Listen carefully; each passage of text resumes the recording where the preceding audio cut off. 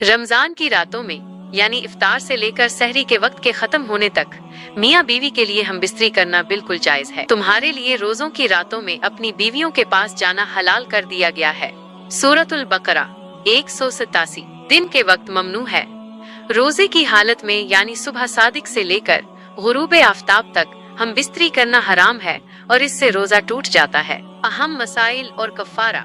अगर कोई शख्स जानबूझकर रोजे की हालत में हम बिस्तरी कर ले तो इस पर दर्ज झैल अहकामात लागू होते हैं। कज़ा, इस रोजे की कज़ा रखना लाजिम है।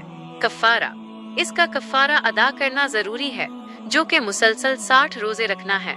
अगर सेहत या बुढ़ापे की वजह से रोजे रखने की ताकत ना हो तो 60 मिस्कीनों को खाना खिलाना होगा।